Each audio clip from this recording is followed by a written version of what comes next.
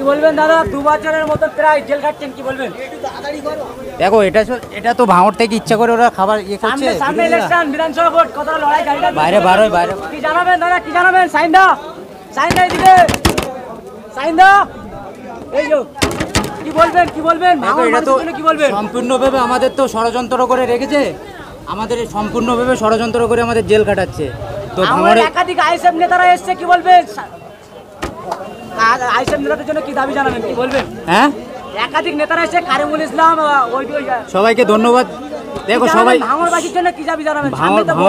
ভাঙড়বাসীকে এটাই জানাবো, দেখেন আমাদের কিছু ভাঙড়ে তোলাবাজ নেতা গিয়েছে, তারা ভাঙড়কে অসন্তুষ্ট করছে। তো তোমাদেরকে বলবো যে সঠিক জায়গায় থাকেন, আমরা বার হব, আমাদেরকে আটকে রাখতে পারবে না, মিথ্যা কেসে আমাদের আটকে রাখতে পারবে না, আমরা বার হব একসময়, আবার আপনাদের পাশে আমরা আবার দাঁড়াবো। মিডিয়ার সামনে মুখ খুলছে না আইএসএফ এর নেতা, এইভাবে সাহস দেখিয়ে মুখ খুলছেন, কি দাবি জানাবেন? এতে সাহস আর বেসাহসের নয়, আমরা হকের লড়াই লড়ছি, আর ভাঙড়বাসীকে তোলাবাজ নেতার থেকে হটানোর জন্য লড়ছি। আমরা থাকবো, কতদিন রাখতে পারে থাকবো, আমরা জেলে আছি তো, কতদিন জেলে রাখতে পারে আমরা থাকবো। মন ভাঙছে না? না, কেন মন ভাঙবে? আমরা নির্দোষে জেল খাটছি, অন্যায় করে আসিনি তো, তাহলে মনটা কেন ভাঙবে? 2 বছর জায়গা আরো 4 বছর লাগুক না, আমাদের তো না, আমরা তো অন্যায় করে জেল খাটছি না তো, আমরা তো আমাদের নির্দোষ, আমাদের জেলে আটকে রেখেছে, কতদিন আটকে রাখতে পারে? ভাঙড়বাসীর জন্য কি দাবি জানাবেন? সবাইকে ভালো থাকতে বলবো, সবাইকে ভালো থাকতে বলবো, অবশ্যই। এই মুহূর্তে দেখতে পাচ্ছেন ভাঙড় বিধানসভার একেবারে একাধিক আইএসএফ এর নেতারা তারা কিন্তু এসে হাজির হয়েছে, তাদের সঙ্গে কথা বলার চেষ্টা করব। এত নেতা আসলো ভাঙড় থেকে আইএসএফ এর, আপনাদের এই টাবর নেতারা আসলেন, আজকে শাহিন কাদিরের কোর্টে তোলা হলো, তিনি এটা বুকে যে এত বল দেখাচ্ছে, 2 বছরের মতন প্রায় জেল খাটছে, তারপরেও তার মনোবল ভাঙছে না, কি দাবি জানাবেন আপনারা? এটা কি গর্ব কিসে? প্রথম কথা জানতে হবে যে আমরা দলটা কি করি আর কার নেতৃত্ব মেনে চলি।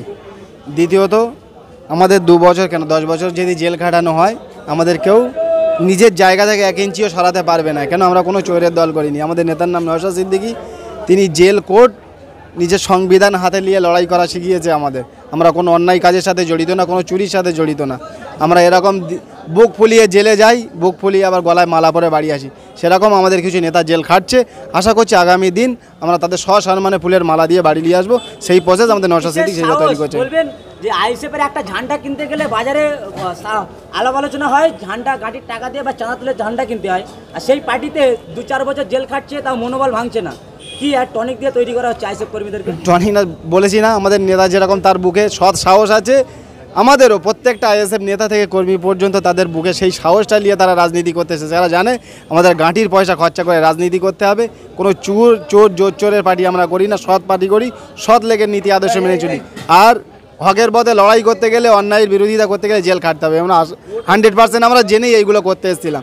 ওই জন্য দেশ থেকে চোর বিদায় করার জন্য আমরা আজ এই পদে নেমেছি। খুব তাড়াতাড়ি তো বাড়ি আসছে, এটা কি তাহলে শওকত মোল্লার মুখে ঝামা ঘষে দিচ্ছে শাহিন কাদির? আপনার আইএসএফের নেতারা কি বলবেন? কে মোল্লা ফোল্লা কারুর নাম আমরা নিতে চাই না, তার জায়গা সে আছে, হ্যাঁ তার জায়গা সে আছে, আমাদের জায়গায় আমরা আছি।